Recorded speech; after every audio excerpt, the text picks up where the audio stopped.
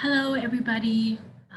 Welcome to this masterclass. My name is Charmaine, and today I'll be speaking on negotiating effectively. A little bit about myself. I am a legal professional living and working in the United Arab Emirates. I did my law degree from Middlesex University, and I have been in the region for the past 8 years. Um, I've worked in private practice and I've also worked in house. Negotiating is obviously a cornerstone of the legal profession. And so I thought this would be the most interesting topic to speak about. And I hope you guys enjoy it. If you have any questions during the presentation, you can just send them via WhatsApp and I will get to them as soon as possible. So let's start. John F. Kennedy said, "We cannot negotiate with people who say what's mine is mine and what's yours is negotiable," which basically means nobody likes to negotiate with an unreasonable person or obviously a selfish person, which happens to be most lawyers. So we'll start with ethical negotiation. And most negotiations, you are tasked with demanding more and offering less. During negotiations, parties are tasked with convincing the other side that their terms are better than the others. A certain level of deception is involved in the negotiation process. However, as a matter of professional ethics, it is unethical for lawyers to knowingly make false statements of material fact or law to any person. And of course, this goes to professional standards and professional ethics. Lawyers should never knowingly misrepresent facts or the law to any person. They shouldn't take advantage of the other side or whoever it is that they're negotiating with. Lawyers who knowingly engage in misrepresentation of material information behave unethically and expose their clients to liability for fraud and damage their own reputation. And when we're negotiating, we obviously do not want to put our clients at risk, and we also do not want to risk our own reputation because that's how we earn a living. A disgraced lawyer makes significantly less than a lawyer that is held in high regard. On the other hand, it's generally acceptable for lawyers to engage in puffing up and or embellishment during negotiations in an effort to advance their interests. So you can see that you're allowed to sugarcoat your side of the argument or your point. But of course, you have to be cognizant and you have to be alert and to make sure that you do not cross over the line and delve into making false statements or just outright lying.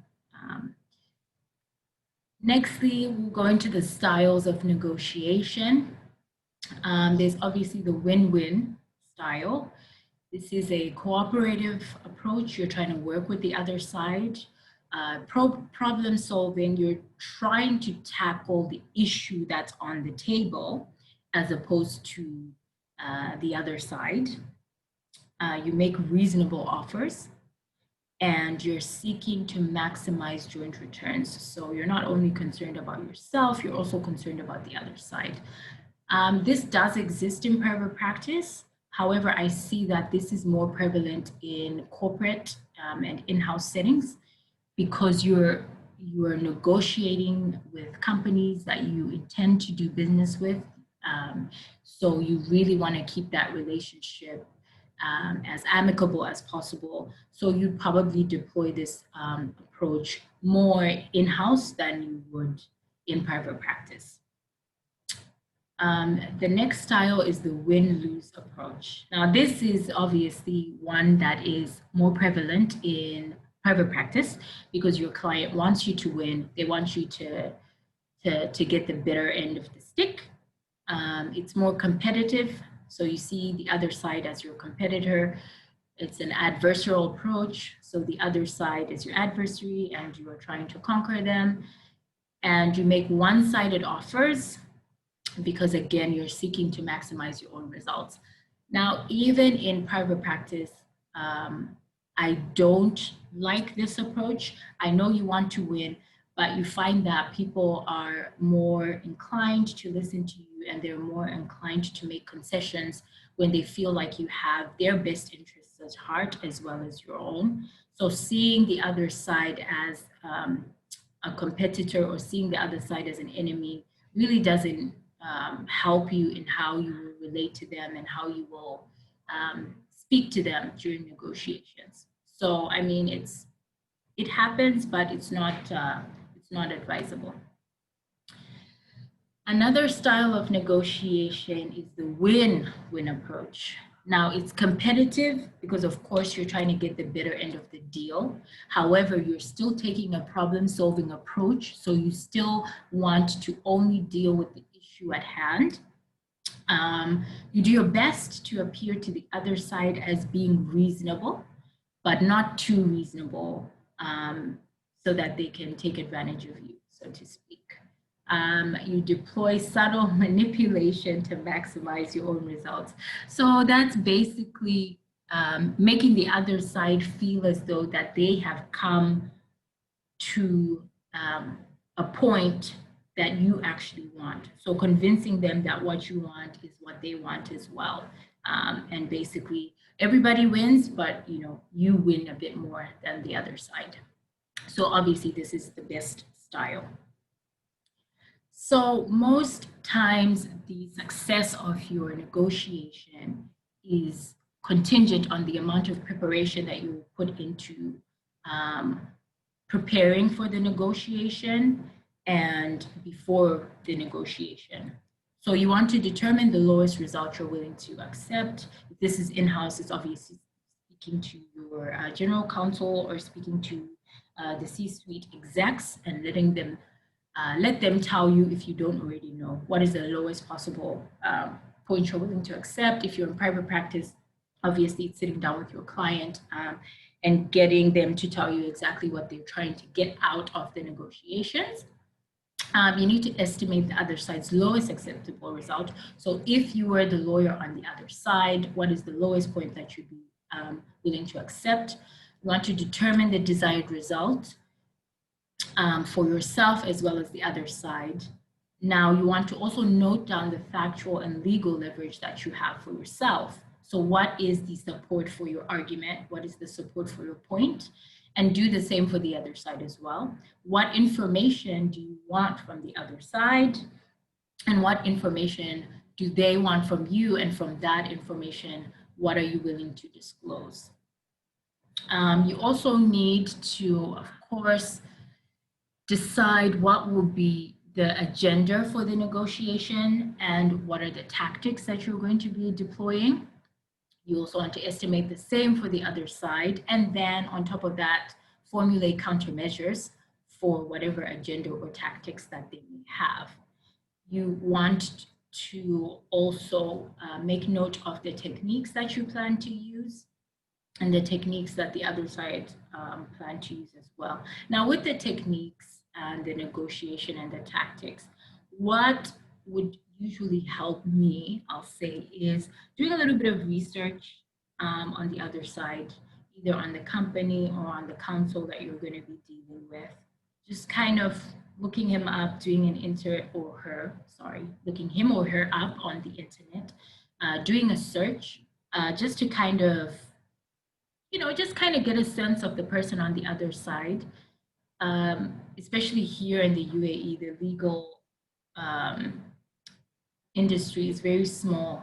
And so a lot of people know a lot of people. So you can reach out to your contacts, find out if anybody knows this person or people, what they're like, and kind of just get a feel for what you're going to be walking into before you actually walk into it. Now, there are some stages to the negotiation. Of course, the first one is preparation. So this is you preparing for the negotiation. I would never advise anyone to engage in a negotiation that they've never prepared for, because you'll be blindsided. And most times, you're either going to be too aggressive or you're going to be too agreeable. And in either case, it may not make your client happy if you're too agreeable, because it means that you have to give up more. And if you're too aggressive, you may end up ruining a relationship or just making things more difficult than they were, initially supposed to be. So always prepare. Use this stage to establish limits and objectives. This is looking at basic areas. You want to think about your strategy and tactics. You want to establish your aspirations. So, what do you want to get out of the negotiations? The next is preliminary. So if you're having a face-to-face negotiation, face-to-face negotiation should always be your first option. I mean, now people aren't meeting up as much, so you can do a Zoom. I wouldn't advise email negotiations because you can't really deduce the tone of somebody. So, things can get out of context, and there's a higher chance of misunderstanding the other side. So face-to-face or Zoom or call usually better. So this is the niceties, salutations, breaking the ice. If you'd say, you need to remember that the people on the other side are also people. So the weather is, is always a good icebreaker. Whatever country they're in, just to kind of, ease whatever tensions may be existing. And it does help bring the other side's defenses down when you start with niceties. It's almost like you're acknowledging that they're people as well.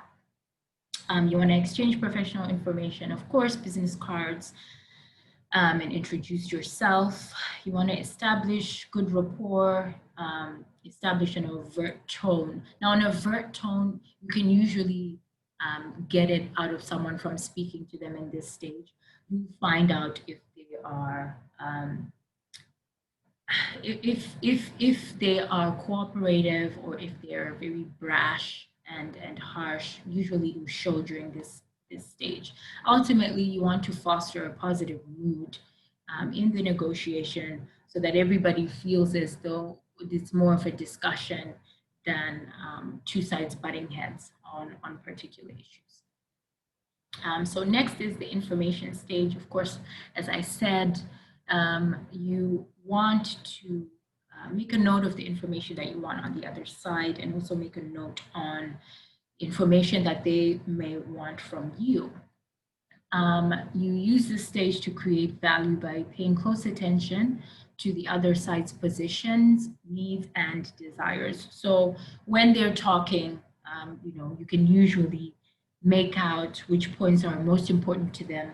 And the longer they talk, you'll start to understand why it is that they feel like those points are important to them. And those underlying reasons are usually what you can use to break that down and sort of convince them that what they need is not actually what they need, and you propose something to them and you kind of embellish why it would be better for them than what initially they need. So you want to retrieve information from the other side by asking neutral questions.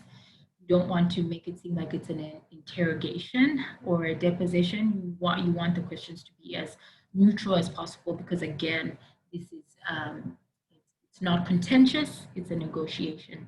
So there's a willingness on both parties to come to the table and come to an agreement. So you want to continue to keep that in mind as you are asking questions or seeking information from the other side. You want to outline the other side's options if no consensus is reached. Now, this is not threats, but you just want to make sure that they understand that by you, both parties not reaching a consensus, there are problems that will lie ahead, or there'll be issues for both parties ahead. So it's in everyone's best interest that a consensus is reached.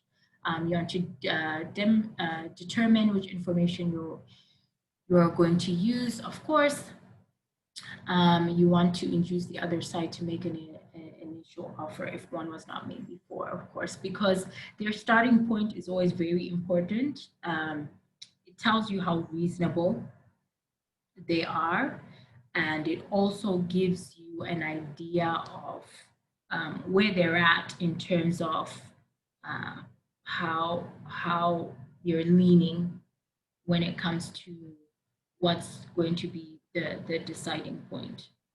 Now, in multi-issue negotiations, begin with smaller or least important items. This one is so important. You want to begin with the smaller and least important items because you want to appear to be agreeable. So if there's small points that you can concede on that you don't mind giving to them, do that and start with that. Because what that tells the other side is, oh, okay, these guys are reasonable. They've already started us giving us things that we want. And so when you come to the more larger and harder subjects, the more important items on the list, they're more amenable to negotiate with you and come to an agreement with you because they feel like you've already given up a couple of things with the smaller items. So it's more of a psychological thing. Um, Stage 4 is claiming value. Now, you use this stage to advance your own objectives and interests, leveraging the information you received in the previous stage. So, as I was saying before, you are listening and paying attention to their positions, their needs, their desires, and the underlying reasons for why they feel that way. Now, when you come to this stage, you are using that information to basically advance your position and advance your interests. You want to obtain as much from the other side as possible, of course, but while also fostering a cooperative and problem solving environment. You also decide on the techniques you want to use. So we want to stick to persuasion, promises, warnings, maybe, but threats, I would never. Um, I would never condone threats. As a lawyer, I don't like people threatening me, and I don't want to threaten anybody. It's a negotiation. It means two willing parties have come to the table. So let's let that willingness determine the tone. So, persuasion, promises, maybe warnings, and by warnings I mean um, telling them about or reminding them about the issues that may um, come up if a consensus is not reached. So that's something like a warning. You never want to threaten the other side. It's just not a good look for you, for your client. You just seem like unreasonable people. So you want to keep in mind the consequences of settlement and the consequences of non-settlement, of course. You want to keep this in mind, but you also want to communicate it to the other side so they understand that you're not negotiating for fun. This is not so you can drink tea, eat biscuits, have cake, and laugh with other lawyers. You are actually trying to advance your client's interests, and there are consequences on the other side of that not happening, and there are also consequences on the other side for that happening, albeit more positive. Next, you want to solidify your value. Now, this is critical near the end point in the negotiations. At this stage, parties will have a clear idea of the likelihood of an agreement and will become psychologically committed to the result. So again, the psychological aspect of it comes into the picture, where you want to seem as though you are agreeable, you want to seem as though you're working with the other side. And so by the time you get to this stage, they view you as committed to settling. And so they want to also make that happen on their side. So try not to move too quickly toward closure, of course, and don't concede too much. You don't want that. I'm sure your client doesn't want that either, unless the instruction is to settle. But even when you're settling, you don't want the other side to get wind of you just trying to close the issue, because that can then cause them to stall because they feel like they can get more out of the deal, or out of the negotiation. You want to work with the other side to close outstanding issues, maintaining an atmosphere of reciprocity. Of course, if there are any other issues that you haven't touched on, again, in a multi-issue negotiation, this is where you just want to make sure that this, unless it's broken up into stages, you want to make sure that all the issues are ironed out during the meaty stage of the negotiation. Stage 6, you want to maximize value. This is applicable where you can enhance your own position at no cost or minimal cost to the other side. So if there are things that you want that really are immaterial to the other side, then of course this is the time that you bring them up. Now these are things that won't affect the most important items on the table, but they're nice to have. So these are some of the things that you can bring up on the stage. And the same goes for the other side. If there are any things that they want that are immaterial to you, you might want to give them that, just to again foster a more cooperative atmosphere, because they want to work with you again, they want to do business with you again, and your reputation as somebody who is reasonable and someone who's cooperative will always go a long way. So you want to explore any trade-offs that may benefit both sides. Of course, you want to review the final terms of the negotiation and ensure that everybody understand what's been agreed. What you don't want to do is you have this great negotiation, you guys agree on a number of things, there is no review of each line item, and so they go off thinking one thing, you go off thinking another thing. You want to make sure that there is a true meeting of the minds, there is true agreement on the final terms. You want to draft the final agreement shortly thereafter. And I would say that, while you're in the negotiation, making these points, as soon as they leave, you draft the final agreement and you make sure that they have it within, 12 to 24 hours. And the reason I say this is because you don't want any outside influences coming in to basically sabotage the agreement because you took too long to come up with a draft that they can look at, a draft that their client can look at. So while everybody is in this atmosphere of cooperativeness, this atmosphere of reasonableness, send the draft through and make sure that they're looking at it with the same eyes or the same atmosphere that they had when they came to the negotiations with. You never want to leave it too late, because they can change their mind. They can decide that they want more things, and then you're back to square one, because now you have to negotiate another point that you thought that was already a closed issue. Yeah, so you want to carefully review any drafts received from the other side, of course, because I have actually had people change terms that we agreed on when I got the draft agreement. So you want to make sure that you go through it with a fine-tooth comb and make sure that they don't change anything, they don't insert anything that you didn't agree on. So always be vigilant on that part. So these are some miscellaneous tips that I will give. So preparing for both substantive issues and the negotiation strategy are critical to negotiation success. Again, I've already touched on this. Don't go into a negotiation that you haven't prepared for. You'll likely be bulldozed over and will not get the best result for your client. And that's never a position you want to be in. So it's possible to be affirmative without being rude or unpleasant. Counsel on the other side is not the enemy. So, it's okay for you to want to advance your client's interests in a firm manner, but, there's never a need for you to become an unpleasant person. There's never a need for you to hurl insults at the other side. They're not an enemy. They're a person just like you. And, at the end of the day, when they leave the office, You guys go to the same restaurants, you hang out at the same places, you shop at the same places. So just, have some humanity in how you relate with counsel on the other side. We may not be on the same side of things today, but again, we're not enemies. The industry is very well connected.